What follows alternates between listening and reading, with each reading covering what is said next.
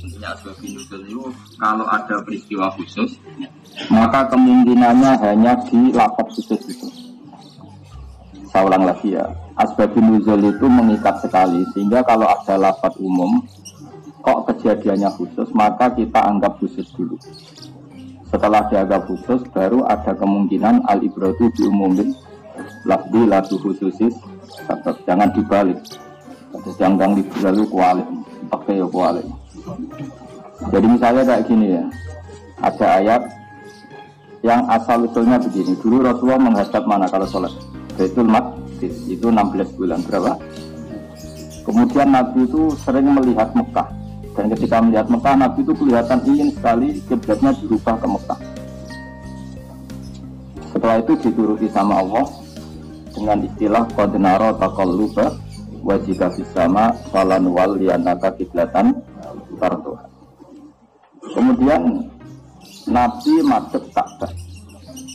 Dengerin ya.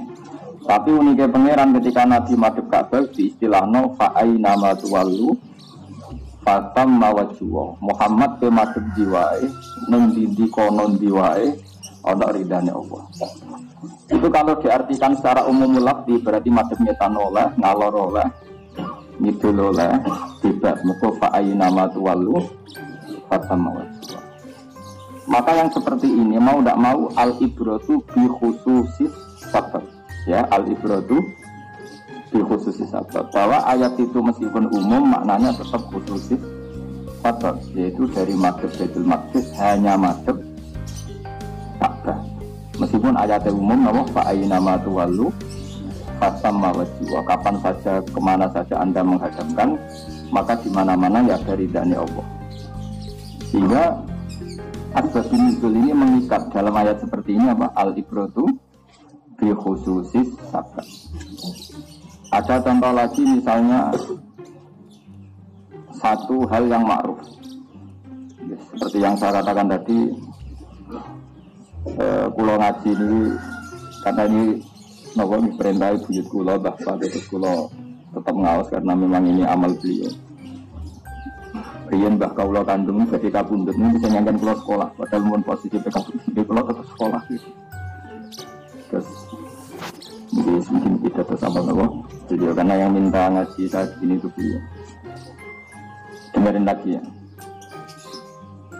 Ada kejadian khusus yang selalu dikenal di era itu, disebut waqi'atu ainin. Dalam ilmu ushul fikih disebut apa? Waqi'atu ainin. Ada ulama menyebut hadisatu ainin, kejadian saat itu. Itu juga mengikat. Sehingga lafaz umum itu tidak penting. Yang penting adalah khususis dalam hal ini. Saya akan ngomong begini terus sampai mati, karena sekarang banyak orang mengartikan Quran pakai terjemah, senengannya berpegangan al-ibratu bi umumil lafzi la buhi. Itu salah kaprah. Jadi sebetulnya ada posisinya, ada aturannya. Misalnya begini, ini saya beri contoh. Orang Nasrani itu banyak enggak kira-kira yang makan anjing? Kira-kira saja. Banyak kan? Yang makan babi banyak enggak? Banyak. Padahal Nasrani ini oleh Allah disebut apa? Ahli kitab. Andaikan ayat itu umum, kemudian ada ayat wa ta'amul ladzina utul kitaba halul lakum wa ta'amukum halul lakum. Mungkin enggak anjing ini menjadi halal berdasar ayat itu? Enggak kan? Betul mungkin. Ya nak duriat itu kan makanan yang dimakan ahli kitab. Halul lakum juga halal bagi kalian. Itu memasukkan anjing tak? Enggak kan? Memasukkan babi enggak? Enggak kan? Memasukkan batang enggak? Enggak. Padahal nak dohiri terjemah sih. Wa ta'amul ladzina utul kitaba itulah makanan yang dimakan ahli kitab juga halal bagi kalian. Maka yang seperti ini kita tidak boleh pakai terjemah apa? Al-ibratu bumillah. Itu kecelakaan betul, kriminal betul. Yang seperti ini adalah waqi'atu ainin. Seorang aja tak? Waqi'atu ainin. Yaitu kejadiannya adalah Nabi dan para sahabat menjumpai komunitas ahli kitab yang masih orisinil, dan kebetulan hewan yang disembelih adalah hewan yang menurut Islam halal, yaitu misalnya unta dan sapi. Seorang lagi ya, misalnya unta dan sapi, kambing. Kemudian unta dan sapi yang menurut kita halal disembelih oleh ahli kitab yang era itu masih orisinil. Nah yang jenis ini masuk ayat wa ta'amul ladzina utul kitab khillul lakum wa ta'amukum khillul.